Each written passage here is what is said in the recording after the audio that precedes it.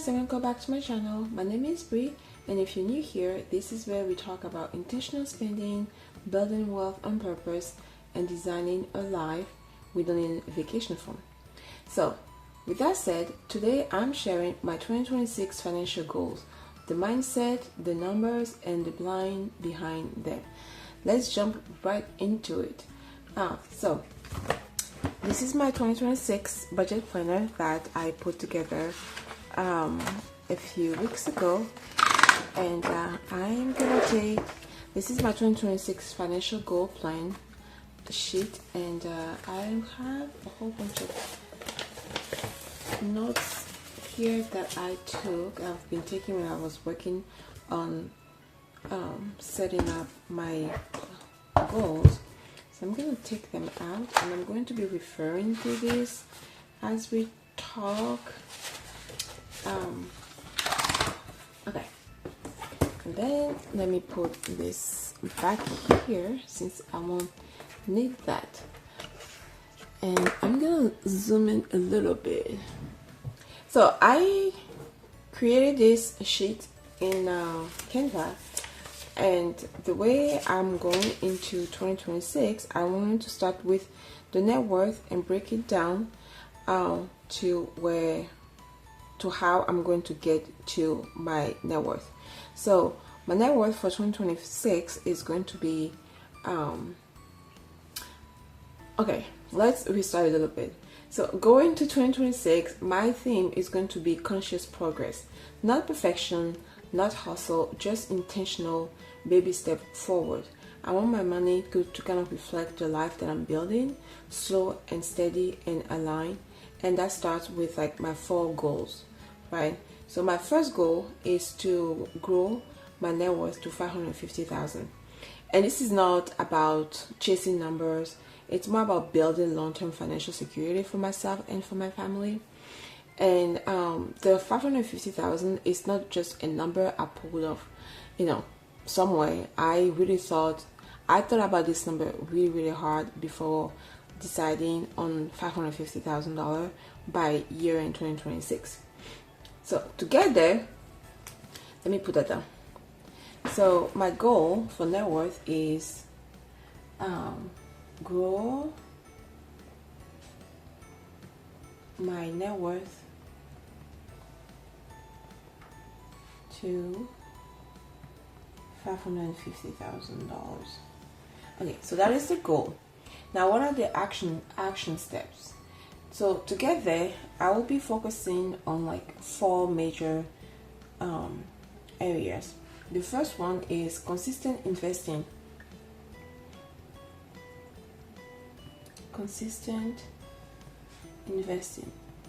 And this is going to be through 401k, HSA, and IRA. And then the second area, the second action step, will be to reduce debt where possible. The only debt we have is our mortgage.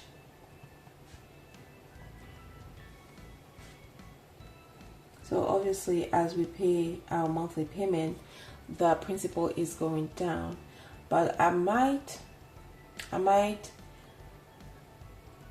make an extra payment. But the mortgage, we are not in a hurry to pay off the mortgage. But basically, kind of either reducing debt or also keeping off our credit card every month. We have been doing that for like years. And the third area will be increasing cash reserve.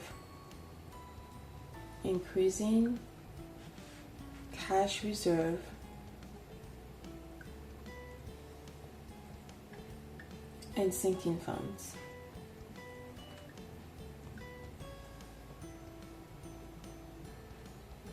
Okay, that is the third area. And then the fourth area, the fourth action step, I should say not area, action step, will be increase our income. Increase our income through multiple stream of income. Things like increase our income by growing our income stream through things like content. Hopefully in a few years I'll be able to like be monetized on YouTube, real estate, and career advancement. Like, who doesn't like promotion, right? Or get an increase at their work. So increase our income. I don't think I have enough room to write all that down, but yeah, so that is kind of how I plan on, you know, the action steps that I need to take in order for me to grow my net worth to $550,000. Now, the second goal is to lower our spending rate. Currently, I know this is still 2025, mid-December 2025, and our year-to-date spending rate is 65%, and 65% of let's see. So here's kind of my annual statement that I printed. 65. Wait, what? Where am I? Okay, 64% of our net income. Yes, or 65%. I just rounded up to 65%. So currently we are trending at 65%, and my goal for 2026 is to reduce it by 5% and bring it down to 60%. So that is the goal for our spending rate. Lower our spending rate from 65% to 60%. So lower our spending rate, net, I should probably put net. Let me put net in parentheses. From 65% to 60%. Alright. And this 5% may not seem like much, but for us it's going to be a major. We can pull that 5% from spending to savings, which is going to help with increasing our cash reserve and sinking fund. And to do that, here are the following action steps that we are going to be taking next year to lower our spending rate. We already meal prep a lot, but we're going to be a little slightly more conscious about how much we are prepping to avoid food waste. So meal prepping is going to be one. Meal prepping and reducing food waste. This one is it's gonna be a lot harder to do, because sometimes the kids, they like something and you start making more, but then all of a sudden they don't like it and it just goes to waste. So that one is going to be a hard one to do. And meal prepping, we meal prep all the time, so maybe getting like optimize our meal prepping strategy and make it better. There's always room for improvement when it comes to everything in life. And then second one is going to be a conscious grocery shopping. So by conscious grocery shopping, it's going to be things like we already buy our staple.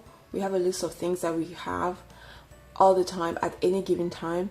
Things like flour, sugar, rice, butter, meat, fish. We always have that, and in the pantry, things like, we don't really do canned goods, but we have dry beans. We have all sorts of different beans, so we keep our staples pretty much well stocked. And conscious grocery shopping, it would be more like, do we really need to go to Costco? We have like going to Costco on a schedule, like every first weekend of the month we go to Costco, but is that really necessary? Do we need to go to Costco every first week of the month? things like that. Deciding whether we should go shop, deciding what we should be buying, things like that. So be a little bit more conscious, be a little bit more intentional in our grocery shopping is kind of what I'm saying. And then third one, this one we did really good this year, so we're gonna carry it over to next year, will be lower impulse spending.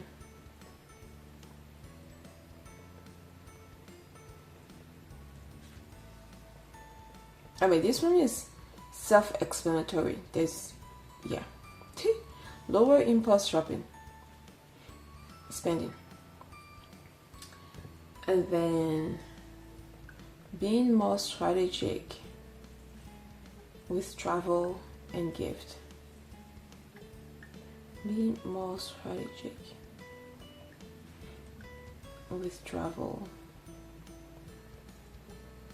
So being more strategic with travels means that so next year we're planning on a vacation to Europe, and we have miles that we're probably going to be using to buy our tickets. And so being more strategic is utilizing all the benefits that we have to make the trip more affordable for us. So by benefits, I mean using mileage. We have tons of mileage that we have accumulated throughout our points, credit card points and airline mileage that we have accumulated throughout the years. So we're going to be using that. We'll probably just pay the taxes out of pocket, and the taxes we're probably going to use our tax refund to cover that. So things like that. No one say we should not go on vacation. We just want to be very conscious and intentional about how we pay for the travel. And yeah, so that is it for lowering. There was one more thing I was gonna add, but I ran out of room. But I'm going to kind of sneak in it a little bit here. Is using our sinking funds intentionally.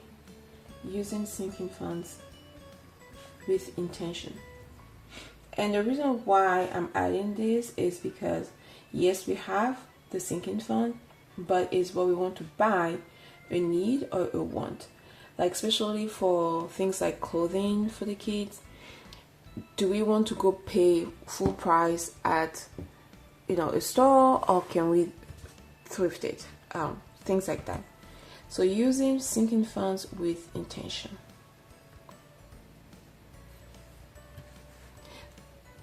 Yeah, so by like thrifting the clothes, it will make your clothing sinking funds last a little bit longer. But yeah, so that is. So I don't know what happened, but my video cut off when I was talking about my next goal, which is my savings rate. But yeah, so the third goal goes hand in hand with the second goal of spending rate. So if we lower our spending rate from 65% to 60%, that means that we are increasing our savings. Increase our savings rate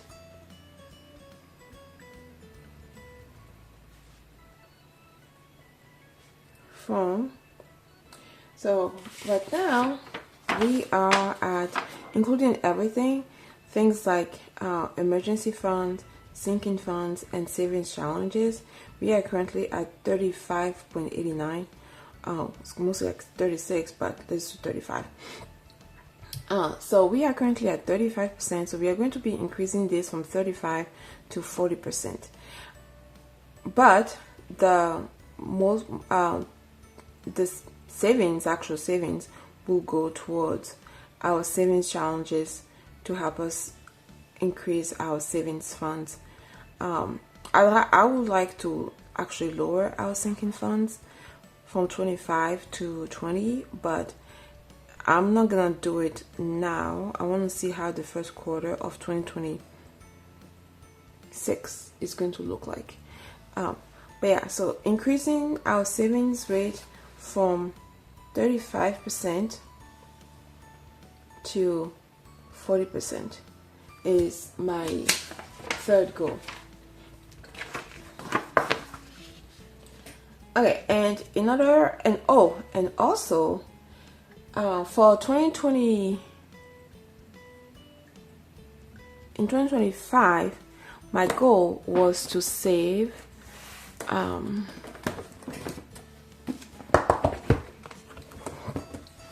this is my 2025 budget. So my goal was to save $50,000 in 2025, and how I was gonna go about it was $23,500 towards 401k. I get a match of $4,800 from my company, and then contribute max out IRA and HSA $7,000 and $4,300. So $39,600 was all the pre-tax contribution. Then that was leaving me with $10,400 that I was going to be saving via savings challenges. So that was my goal for 2025, and I'm on a good track of getting to $39,600. And the savings challenges, I think I've done more than the 10,000. I think right now we are in the high 14,000. I'm not really sure. I have not been counting how much I've been saving via savings challenges. I have been keeping them in our safe, and at the end of the year I was gonna come on camera and count how much money I saved this year via savings challenges. But I think I did more than this, although I also had a second goal which was outside of this, which is the saving the emergency funds, and my goal was to save $5,248. So I don't think I did all this. I think I did. I got to the 10,400, but I'm not sure about this, because altogether it's not 10,400 plus. This is 15,648. Yeah, 16,648. And I think I might be short like a couple of thousand, but we shall see. But anyway, so the goal in 2025 was to save 50,000 total, and 10,400 via savings challenges. So with that said, in 2026, I want to save 60,000. And save $60,000. So how are we going to do this? We are going to do this by maxing out our 401k. So 401k, the max out in 2026 is going to be $24,500, and then 401k match is going to be $5,000, and then IRA is $7,500, and then HSA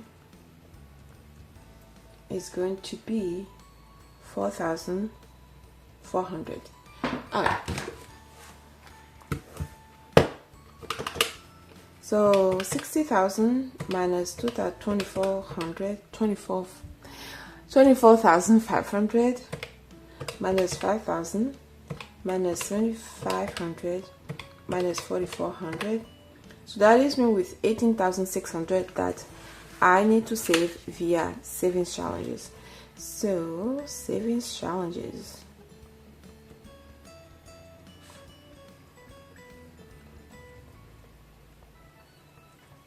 Is going to be 18,600. Okay.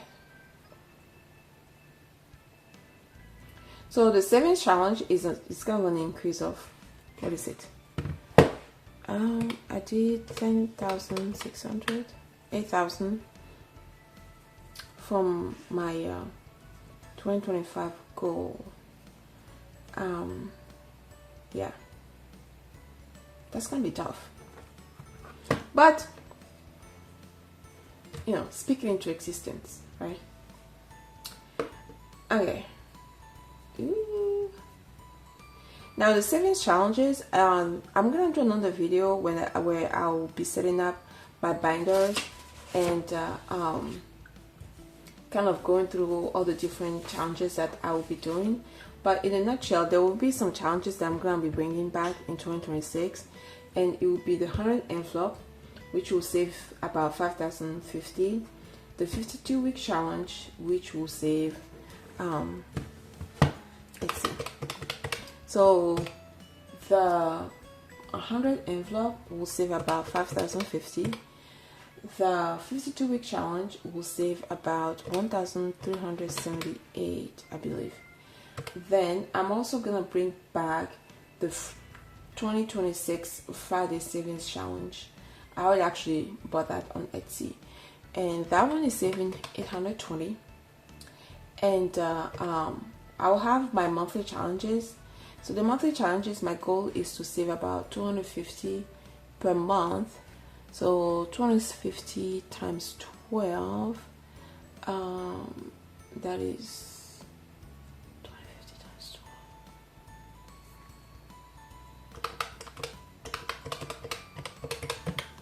12, 3,000. Okay, so that is saving 3,000.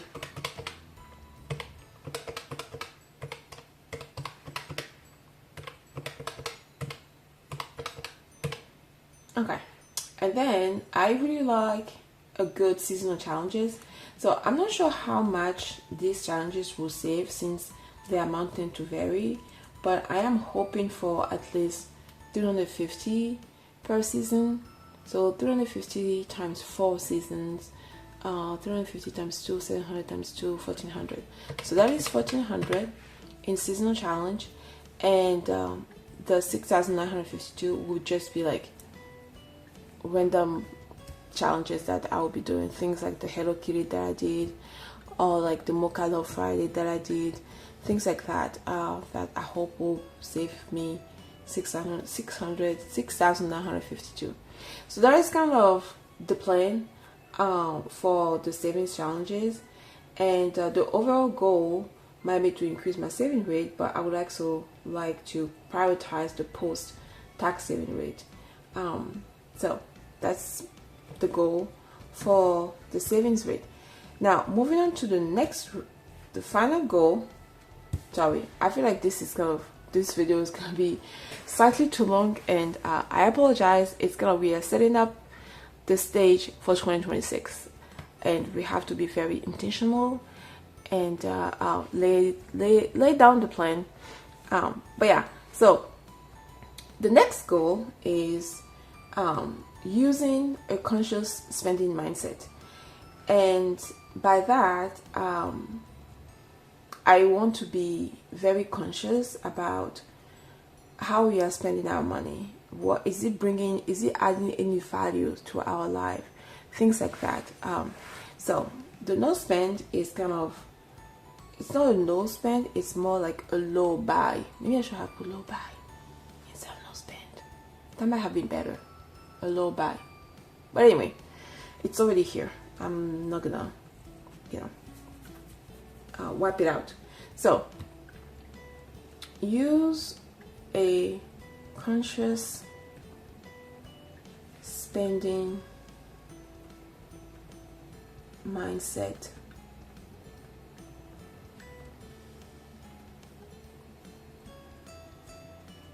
to decrease our spending.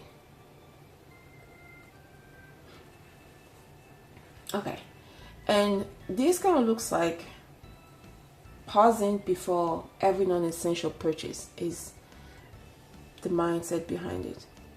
Pausing before every non-essential. Okay, I am so sorry. I honestly don't know what's going on with my camera today. This is not the day to be like stopping randomly in the middle of a video, but I was lucky that I actually caught it right on time. But I was saying, using for my last goal, the no spend, use a conscious spending mindset to decrease our spending. And what that means, it means pausing before every non-essential purchase. I don't know what's going on with the camera. I'm so sorry, you guys. And then using the no spend challenge.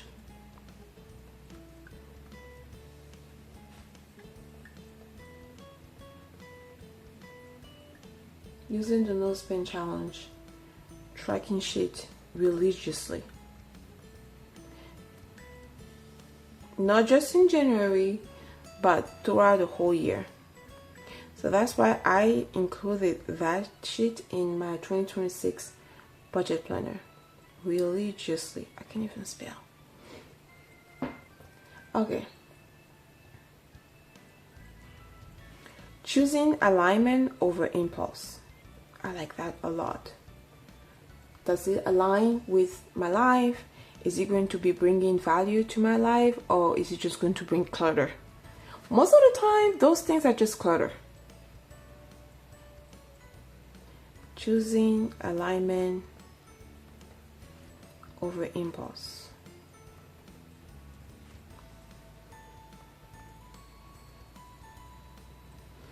And then, last but not least, spending on what truly matters.